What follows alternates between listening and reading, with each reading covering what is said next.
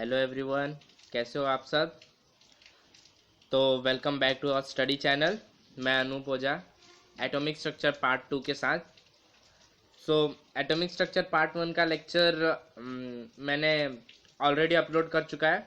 Part 1 में मैंने basic बताया था एटॉमिक स्ट्रक्चर चैप्टर में। डाल्टन एटॉमिक थ्योरी से स्टार्ट किया था, फिर इलेक्ट्रॉन की डिस्कवरी और थॉमसन कैथोड रे और मिल्कन्स ऑयल ड्रॉप एक्सपेरिमेंट, ये सब मैंने पार्ट 1 लेक्चर में पढ़ा है। तो आज हम पार्ट 2 के साथ आए। तो पार्ट 2 का आज टॉपिक होगा प्रोटॉन, डिस्कवरी ऑफ प्रोटॉन, फिर न्यूट्रॉन की डिस्कवरी, न्यूट्रॉन क्या होता है, और रेडियो एक्टिव। ठीक, तो अगर आप हमारे चैनल पे नए हैं तो मैं आपको अपने चैनल का इंट्रोडक्शन दे देता हूँ। Atomic structure part 2 taught by Anoop Ojha और co powered by study channel. ठीक, post your doubt at sharmamox64@gmail.com and Ojha Anoop 311@gmail.com।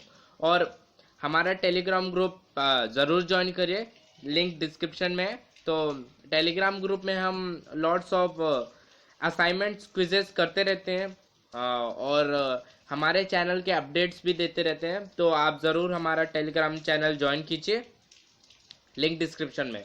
तो चलिए शुरू करते हैं आज का सेशन विद टॉपिक प्रोटॉन। ठीक, तो व्हाट इज प्रोटॉन, प्रोटॉन क्या है। तो प्रोटॉन भी इलेक्ट्रॉन की तरह एक फंडामेंटल पार्टिकल है एटम का फंडामेंटल पार्टिकल है, जो कि 1 unit of positive charge carry करता है। 1 unit of positive charge carry करता है ये प्रोटॉन। ठीक, और इसका जो मास वो लमसम हाइड्रोजन एटम के इक्वल होता है। It's mass is nearly equal to that of hydrogen atom. ठीक, और ये सबसे smallest and lightest positive ion है। ये काफ़ी बार आपको स्कूल एग्जाम्स में 1 मार्क्स क्वेश्चंस में पूछ लिया जाता है, which is the smallest and lightest positive ion. ठीक, तो प्रोटॉन होगा इसका आंसर। तो it was the smallest and lightest positive ion obtained from hydrogen. अब प्रोटॉन कैसे डिस्कवर हुआ, किसने डिस्कवर किया। तो प्रोटॉन के डिस्कवरी के बारे में हम पढ़ते हैं। तो proton were discovered by E Goldstein. He discovered proton by performing discharge tube experiment. Discharge tube experiment यानी कि एनोड रे ट्यूब एक्सपेरिमेंट है। ये एनोड रे ट्यूब एक्सपेरिमेंट है, एनोड रे। ओके, सो जब गोल्डस्टीन ने एक्सपेरिमेंट किया था तो उसे भी कुछ मिला होगा। जैसे थॉमसन ने अपने कैथोड रे ट्यूब एक्सपेरिमेंट में इलेक्ट्रॉन की डिस्कवरी की थी, सेम गोल्डस्टीन ने एनोड रे ट्यूब एक्सपेरिमेंट के द्वारा प्रोटॉन की डिस्कवरी की थी। तो in his experiment it was revealed that when hydrogen gas H2 gas is taken inside the discharge tube, the particle present in the anode ray have minimum mass. ठीक, that is the lightest positively charged particle are produced. ठीक, तो जब anode रे का setup same cathode ray tube experiment की तरह था, ये ऐसा देखिए, ये है रेड ग्लो, आई थिंक ये ग्रीन था। स्टडी ऑफ एनोड रेस है, इसको छोड़ देते हैं। सेम कैथोड रेस की तरह था। रुकिए, एक मैं स्लाइड ऐड करके आपको बताता हूँ।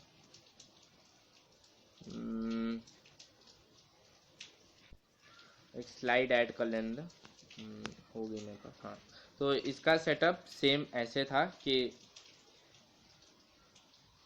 ऐसे एक ग्लास ट्यूब लिया, सेटअप किया इधर से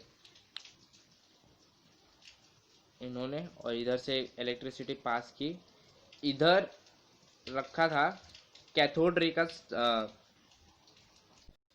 इधर ये परफोरेटेड कैथोड रे था, इसके बीच में इतना ये गैप भी था, ऐसे गैप बना देता हूँ। और फिर इधर से कैथोड रेस का निकलने का था। फिर जब H2 गैस इसके अंदर से पास आउट हुआ तो कैथोड रे इधर से निकल गए। कैथोड रे, पेन का कलर चेंज कर लेता हूँ। ठीक, जो एक कैथोड रेस थे वो इधर से निकल गए। ठीक, और फिर जो रेस थे, ये मैं ग्रीन कलर से बनाता हूँ। तो कुछ रेस इन परफोरेटेड कैथोड से इधर पास आउट होके इधर गए।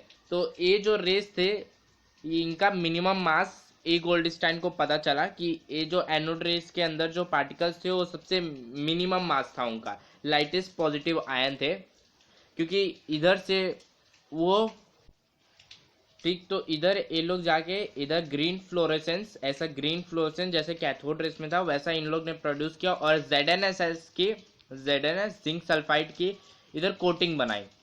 इधर एक जिंक सल्फाइड की ऐसे कोटिंग बनाई और ये ग्रीन फ्लोरेसेंस इधर एमिट किया इस ग्लास पे, ठीक। और ये एनोड रेस के अंदर प्रोटॉन थे पॉजिटिव चार्ज जो गोल्डस्टीन ने डिस्कवर किए थे। और फिर इसके बाद इसका चार्ज डिटरमाइन किया गया। इसका चार्ज हम ब्लैक टू अपने स्लाइड पे आते हैं, ठीक। तो इस एक्सपेरिमेंट से जो अभी मैंने आपको एक्सप्लेन किया उससे प्रोटॉन्स की डिस्कवरी हुई थी। अब उसका चार्ज, अब जैसे इलेक्ट्रॉन की डिस्कवरी के बाद इलेक्ट्रॉन का चार्ज थॉमसन ने कैसे डिटरमाइन किया था, उसी सेम तरीके से गोल्डस्टीन ने भी वही प्रोसेस किया, ठीक। इसका भी जो मास था, सॉरी जो चार्ज था पार्टिकल का, वो लमसम इलेक्ट्रॉन के जितना ही था 1.6 इंटू 10⁻19। और जो प्रोटॉन का मास वो हाइड्रोजन मास के इक्वल लमसम था 1.6 इंटू 10⁻24 ग्राम इसका मास आया, जो कि लमसम हाइड्रोजन एटम के था। तो अब जब पॉजिटिव पार्टिकल उनको कुछ मिला तो उसको एक टर्म देना पड़ेगा। तो टर्म क्या मिला उसको, प्रोटॉन्स, ठीक। This mass is nearly the, जो मास निकला, this mass is nearly the same as that of hydrogen atom and the particle were termed as proton. तो Goldstein has discovered proton by anode ray tube experiment. Charge कैसे determine किया, same as ही followed the cathode ray. Cathode ray जैसे Thomson ने electron का charge determine किया, same as proton का भी चार्ज डिटरमाइन हुआ और प्रोटॉन का चार्ज 1.6 इंटू 67 इंटू 10⁻24 ग्राम आया। और उन पॉजिटिव जो एनोड रेज के अंदर पाए गए पॉजिटिव आयन उनको प्रोटॉन्स टर्म दे दिया। तो ठीक, अब study of anode rays, anode rays की स्टडी। अब जो रेस H2 गैस के, H2 गैस जब इधर से पास हुआ तो रेस की प्रॉपर्टीज क्या थी, और रेस कौन से रेस थे, ठीक। तो उसके बारे में एनोड रे और एनोड रेस उसको टर्म दिया गया। अब एनोड रेस क्या थे उसके बारे में हम इस टॉपिक में स्टडी करेंगे। तो anode rays was Goldstein in 1886 perform the discharge tube experiment, that is anode ray tube experiment, ठीक। In which it took perforated cathode, perforated cathode ये ऐसा परफोरेटेड कैथोड कि एक एक कैथोड का है और इसके बीच में ऐसे गैप है ताकि कि एनोड रेस इससे पास हो सके और कैथोड रेस डिफ्लेक्ट बैक होके बाहर एमिट हो सके, ठीक। तो सेम एज कैथोड रे का पूरा सेटअप था, लो प्रेशर था अंदर, H2 गैस पास किया गया, ठीक। ऑन पासिंग हाई वोल्टेज और इलेक्ट्रोड्स के बिटवीन आपको मालूम है 10,000 वोल्टेज का 10,000 वोल्टेज की इलेक्ट्रिसिटी पास हुई थी। On passing high voltage between the electrodes 10,000 voltage था वो, ठीक। It was found the same rays were coming from the side of anode which pass through the holes in cathode, ठीक। एक perforated जो cathode इन्होंने लगाया था वो होल से ये रेस पास हो रहे थे, ओके, ठीक। तो side of the anode which pass through the holes in the cathode and produce green fluorescence. यहाँ पे इन लोग ने ग्रीन फ्लोरेसेंस, जैसे मैंने इस डायग्राम में बताया, सॉरी ये कहाँ है, ये मैंने इधर बताया कि ये परफोरेटेड कैथोड जब इधर से निकल के ये इधर ग्रीन फ्लोरेसेंस बना रहे थे, ठीक। तो यही चीज़ इसमें भी मैंने लिख के लाया हूँ कि they produce green fluorescence on opposite glass wall. इधर से ये लोग पास हुए with a red glow, H2 gas high voltage से रेड ग्लो, और जब ये परफोरेटेड कैथोड से पास हुए तो इस opposite sides of the glass wall पे ये ग्रीन फ्लोरेसेंस प्रोड्यूस हुआ along with the zinc sulphide की कोटिंग हुई थी। ये जहाँ ग्रीन फ्लोरेसेंस खत्म हुआ उसके जस्ट लास्ट में एक ZnS जिंक सल्फाइड की कोटिंग ब्लैक कलर की हुई।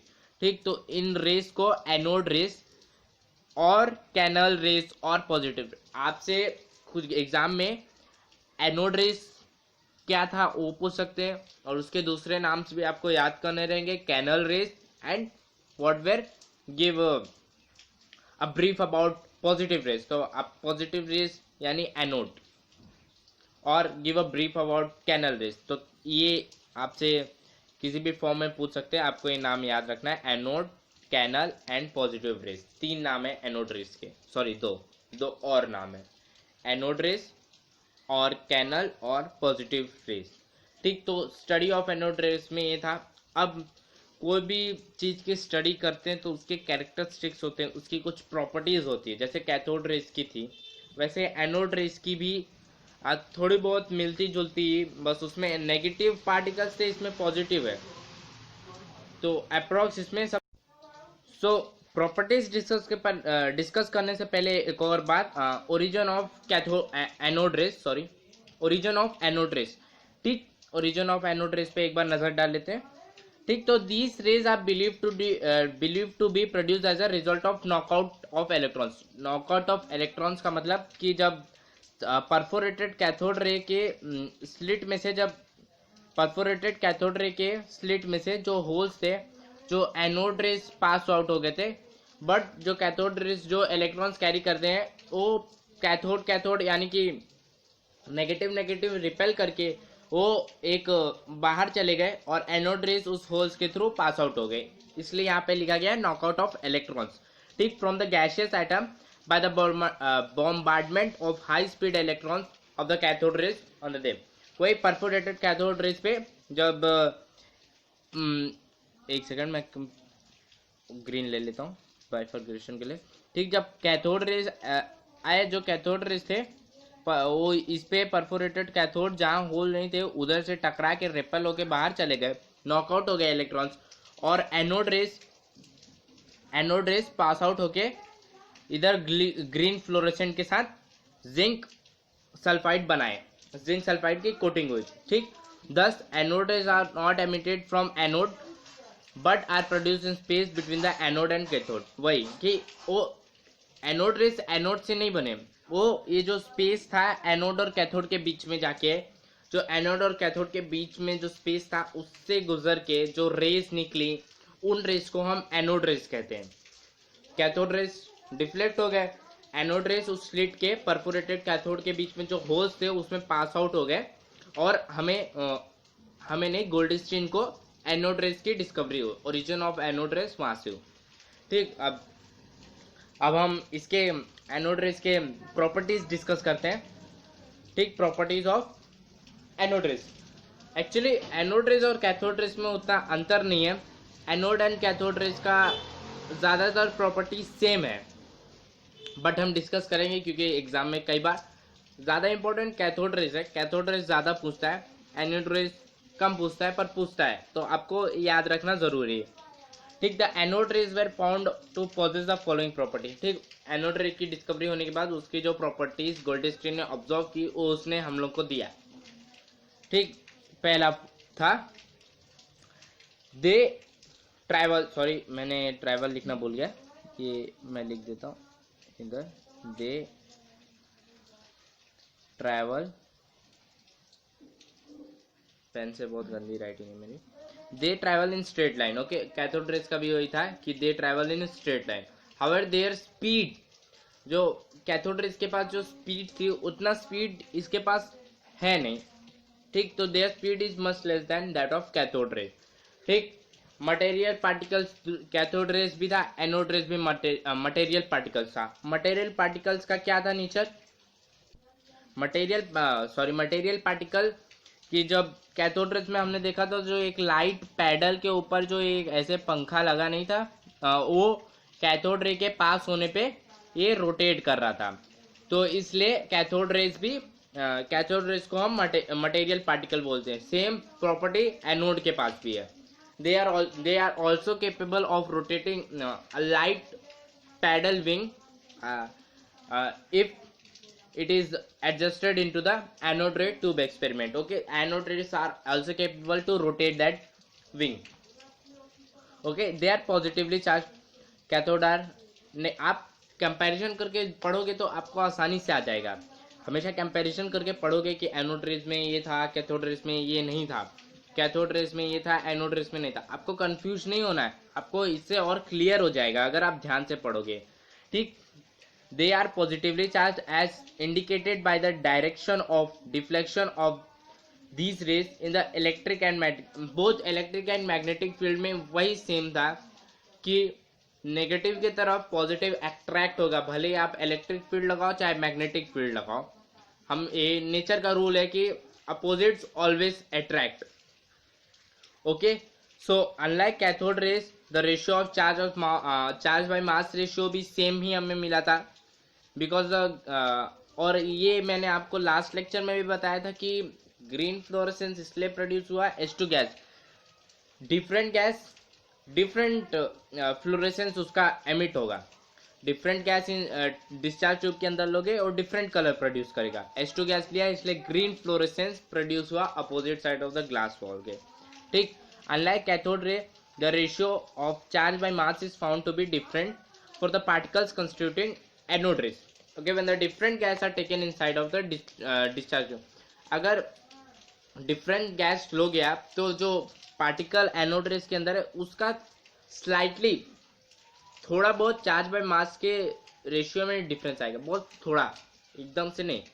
पॉजिटिव चार्ज है तो उसका एक स्पेसिफिक होगा. थोड़ा इधर उधर गैस में अगर डिफरेंट गैस लोगे थोड़ा इधर उधर चार्ज बाय मास के रेशियो में डिफरेंट होगा, डिफर होगा. ये पॉइंट आप याद रखना.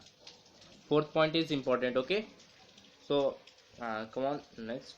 Okay, 5. Fifth one is the mass of the particle constituting the anode rays is also found. वही चीज है कि चार्ज बाय मास जब थोड़ा स्लाइटली डिफर होगा तो mass of particle anode rays in different gases taken in the discharge to be slightly differ. Okay, they will slightly differ. एकदम बहुत ज्यादा नहीं, बहुत कम नहीं, slightly बहुत थोड़ा थोड़ा 0.001 इतना डिफर.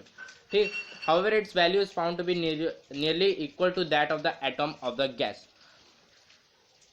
H2 गैस लिया था इसलिए उसका इस पॉइंट का मतलब ये है कि however इस पॉइंट का अर्थ ये है कि जो गैस लोगे, जो भी गैस लिया आपने उसके एटॉमिक मास के नियरली लमसम उस पॉजिटिव चार्ज का भी मास होगा जो गैस आपने डिस्चार्ज ट्यूब किया. अगर हमने मान लो O2 गैस लिया, O2 गैस लिया तो O2 गैस लिया. ठीक, हमने मान लो O2 गैस लिया. ठीक, तो ऑक्सीजन का एटॉमिक मास होता है 16. तो जो पॉजिटिव चार्ज निकलेगा एनोड रे में, जो पॉजिटिव आयन रहेगा उसका भी जो लमसम मास रहेगा वो 16 के बराबर ही रहेगा. जैसे मान लो हम लोग ने नाइट्रोजन गैस ले लिया, नाइट्रोजन का एटॉमिक मास होता है 14.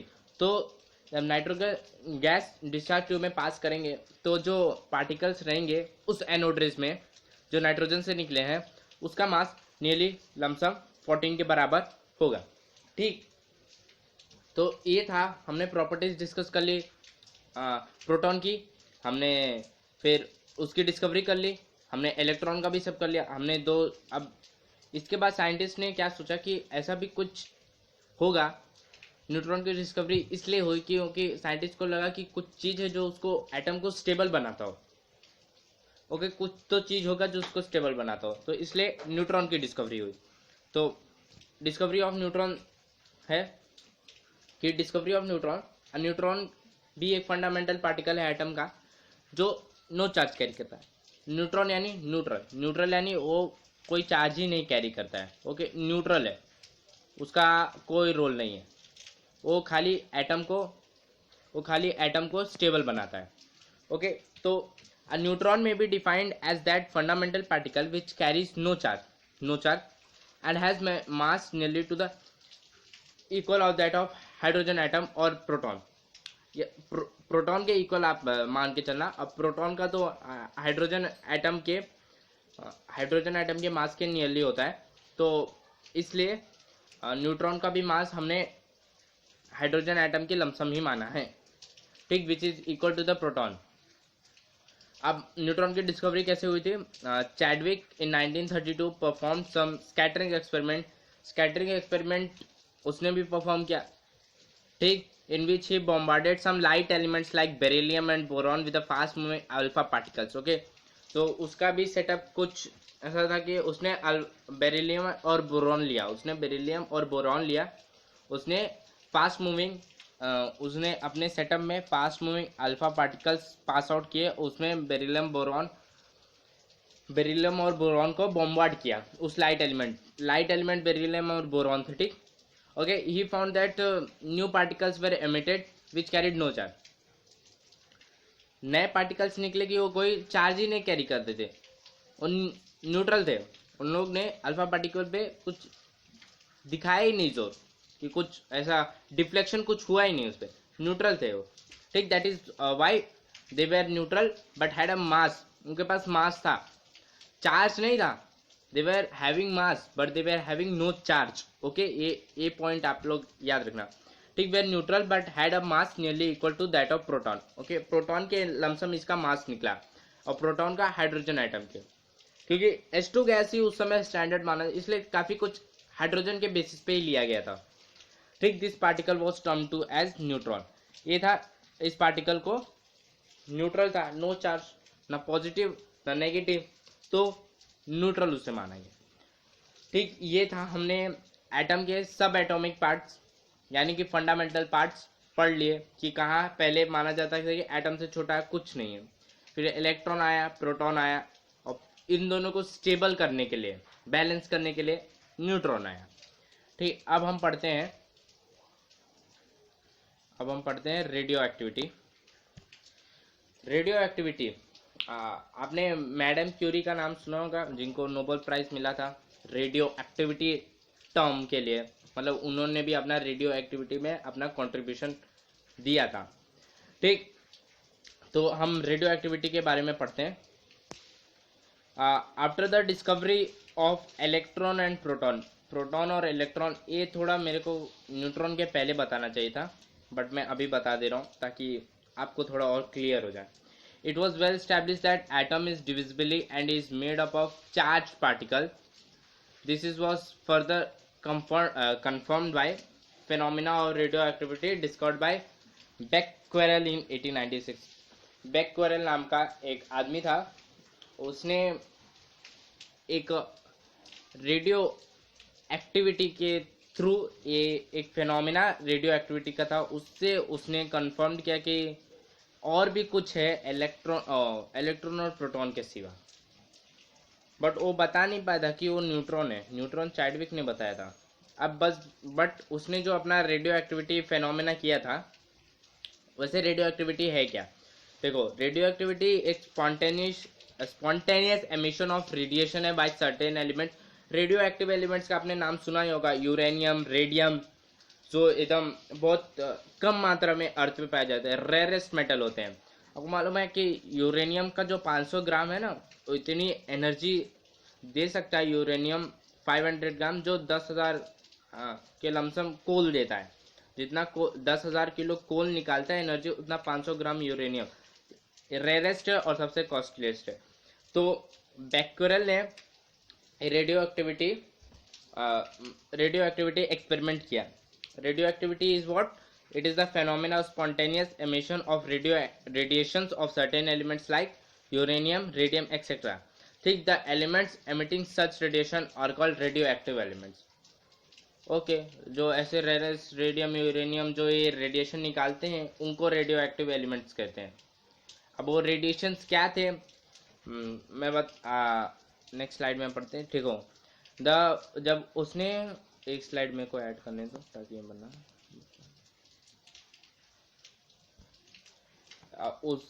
बैक्यूरेल ने एक लीड बॉक्स लिया, लीड बॉक्स के अंदर एक रेडियो एक्टिव एलिमेंट रख दिया, ठीक। ये मैं ब्लैक कलर से डिनोट कर देता हूँ, ये रेडियो एक्टिव एलिमेंट रख दिया। ऑन पासिंग, इधर से इसका सेटअप मान लीजिए, इलेक्ट्रिसिटी पास किया, इधर एक फोटोग्राफिक प्लेट लगाया हुआ था, इधर एक फोटोग्राफिक प्लेट था। तो जब इलेक्ट्रिसिटी पास आउट हुआ तो इस जो ये रेडियो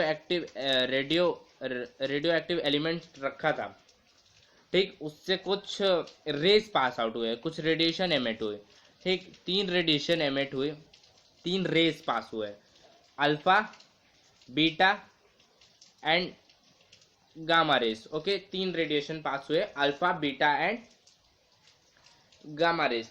तो ये क्या था, अल्फा, बीटा एंड गामा क्या है, ये मैं आपको बताता हूँ। अल्फा, बीटा एंड गामा, ठीक, तो फेनोमेना जो जब रेडियो एक्टिविटी उसने किया बेक्वेरेल ने, तो जो फेनोमेना कैन बी अब्जॉर्ब, जो फेनोमेना हुआ उस time, that can be absorb by the placing the radio active, ये उसका सेटअप था जो मैंने अभी आपको एक्सप्लेन किया कि लीड बॉक्स के अंदर इलेक्ट्रिक या मैग्नेटिक फील्ड अप्लाई करने के बाद जो रेडिएशन उस रेडियो एक्टिव एलिमेंट से निकलता है वो फोटोग्राफिक प्लेट पे जाने दिया। ये मान लीजिए ये रेडियो एक्टिव एलिमेंट्स है, इससे रेज निकले और इधर फोटोग्राफिक प्लेट है, ठीक, इस फोटोग्राफिक प्लेट पे जब पड़ा तो उसने क्या क्या ऑब्जर्व किया, उसने 3 टाइप्स के रेडिएशन ऑब्जर्व किए। 3 टाइप के रेडिएशन क्या थे, एक था अल्फा, एक था बीटा, एक था गामा। इसके बेसिस पे आप इलेक्ट्रॉन, प्रोटॉन और न्यूट्रॉन और अच्छे से समझ करते हैं, अल्फा, बीटा, गामा के, ठीक। तो क्या था कि देखो, पहला अल्फा रेज उसने ऑब्जर्व किया। Alpha rays those were deflected slightly towards the negative plate, negative plate के तरफ जो स्लाइटली मुड़ गए वो थे, उनके पास नेगेटिव की तरफ हमेशा पॉजिटिव अट्रैक्ट होता है, मैंने पहले भी बताया। तो जो पॉजिटिव रेस थे उन्हें अल्फा पार्टिकल्स टर्म दे दिया गया, alpha rays, they were alpha rays we slightly turn towards से negative plate. Okay, the particles present in them are called alpha particles. Okay, each alpha particle has a charge +2। +2 किसका होता है, helium. ये alpha particles को helium nuclei का एक तरह से ये हीलियम पार्टिकल ही है। Okay, each alpha particles has charge of +2 and mass of 4u। Helium का भी यही होता है, हीलियम का ऐसे लिखे तो ये 2 और ये 4 उसका मास। Okay, helium, hydrogen, helium, lithium. Okay, ठीक। तो सेकंड ये था अल्फा। अल्फा क्या था, अल्फा जो नेगेटिव की तरफ टर्न हो गया, बट उसके पास ये आप ये देखिए, ये लास्ट पीछे स्लाइड करता हूँ, ये लीड बॉक्स के अंदर ये रेडियो एक्टिव एलिमेंट रखा गया था, इधर से पास किया गया इलेक्ट्रिक चार्ज, इलेक्ट्रिक फील्ड थी, पास किया गया, इधर गया बीटा रेस, इधर गया अल्फा रेस। अल्फा रेस किसकी तरफ गया था, नेगेटिव, यानी कि नीचे नेगेटिव था, ठीक, अल्फा रेस नेगेटिव की तरफ गया क्योंकि वो पॉजिटिव कैरी करता था। ओके, यार ये क्या हो गया, ठीक। अब दूसरा रेस जो मिला वो था बीटा। बीटा क्या था, those which were deflected towards the positive, positive की तरफ वही अट्रैक्ट होते हैं जो नेगेटिव कैरी करते हैं, यानी कि the beta rays were carrying negative charge. Okay, ठीक, और उनका those which were deflected towards the positive plate to a larger extent and hence carry. आप लार्जर एक्सटेंट का मतलब ये देखिए, लार्जर एक्सटेंट ये काफ़ी मुड़ गया था, अल्फा रेस और गामा रेस के बीच में उतना एंगल नहीं बना होगा जितना बीटा और गामा के बीच में। देखिए कितना एक्सटेंट में बीटा रेस मुड़ गया, किस ज़्यादा एक्सटेंट में बीटा रेस मुड़ गया। पॉजिटिव प्लेट की तरफ हमेशा नेगेटिव चीज अट्रैक्ट होता है, वही है। Those which were deflected toward the positive plate to the larger extent hence carry negative charge are called beta rays. These particles present in are called beta particles, और ये सेम इलेक्ट्रॉन की तरह थे। Okay, hence this way beta rays का representation ऐसे कर सकते हैं हम, E0 -1, क्योंकि वो नेगेटिव चार्ज कैरी करते थे। आप एक डायग्राम में कंपेयर, मैंने अल्फा बीटा वो तो मैं आपको एक्सप्लेन करने के लिए बनाया हूँ खाली, ठीक। अब तीसरा रेस गामा। अब आप इतना आइडिया लगा सकते हैं, बीटा इलेक्ट्रॉन हो गया एक तरह से, क्योंकि वो नेगेटिव, पॉजिटिव की तरफ अट्रैक्ट हुए, नेगेटिव इलेक्ट्रॉन हुआ, अल्फा हम प्रोटॉन मान सकते हैं, +2 उसका चार्ज है तो प्रोटॉन, पॉजिटिव आयन यानी कि प्रोटॉन, ये नेगेटिव आयन था इलेक्ट्रॉन। अब गामा रेस के बाद ही डिस्कवरी ऑफ न्यूट्रॉन एक तरह से हम पढ़ा सकते, पर मैंने पहले पढ़ा दिया। ठीक, दोस्त विच वेयर रिमेन अनडिफ्लेक्टेड, जो स्ट्रेट के स्ट्रेट चले गए, जो ऐसे गए स्लाइटली जाके इधर, वो गामा थे, क्योंकि उनके पास कोई चार्ज नहीं था तो वो लोग डिफ्लेक्ट कहाँ होंगे, कहीं नहीं। तो gamma were neutral, beta were negative charge, alpha were positive charge. So इन्हीं सबसे आप इलेक्ट्रॉन, प्रोटॉन, न्यूट्रॉन की डिस्कवरी बेसिकली गामा रेस के डिस्कवर होने के बाद समझी गई। चैडविक ने 1932 में सेम एक्सपेरिमेंट कैरी आउट किया था अल्फा पार्टिकल से। उसने beryllium boron alpha particles pass out किए, कुछ पॉजिटिव की तरफ डिफ्लेक्ट हो गए, कुछ नेगेटिव की तरफ। जो रेज उसने पाई, उसने को लगा भाई इसमें तो कुछ नहीं है, न्यूट्रल है, बट उसका मास प्रोटॉन की तरह, तो इसलिए उन न्यूट्रॉन की डिस्कवरी इससे। अब लास्ट में ये था कि charge and mass of fundamentals. अब ये आपको ये टेबल याद रख लीजिएगा, ये टेबल इंपॉर्टेंट है, IMP लिख देता हूँ। पार्टिकल किसने डिस्कवर था, इलेक्ट्रॉन, थॉमसन ने डिस्कवर किया था, चार्ज -1, मास उसका नियरली 9.1093 इंटू 10⁻⁻31। प्रोटॉन गोल्डस्टीन ने किया था, +1 उसका चार्ज होगा, न्यूट्रॉन का कोई चार्ज नहीं होगा। अब इधर देख लीजिए आप कि स्लाइटली कितना प्रोटॉन और न्यूट्रॉन के मास में कितना कम डिफर है, 1.67 इंटू 1.67262 1.67493, यानी कि बड़ा कौन है, भारी कौन है, न्यूट्रॉन ज़्यादा भारी है, इलेक्ट्रॉन तो भारी है, इसलिए proton is the lightest ion. इसलिए मैंने इधर लिखा था लाइटेस्ट आयन, प्रोटॉन के स्लाइड में मैंने लिखा था lightest ion, because it is having the lightest mass, मतलब कम मास है एज अ कंपेरिजन न्यूट्रॉन और इलेक्ट्रॉन के। सो गाइस, आज का सेशन हम यही एंड करते हैं। अगर आपने अभी तक हमारे चैनल को सब्सक्राइब नहीं किया है तो कर दीजिए, लाइक कीजिए, एंड इफ़ आपको कोई डाउट हो तो हमने अपनी Gmail ID दी हुई है स्टार्टिंग में, आप उस पर पोस्ट कर सकते हैं। Thank you everyone, thank you.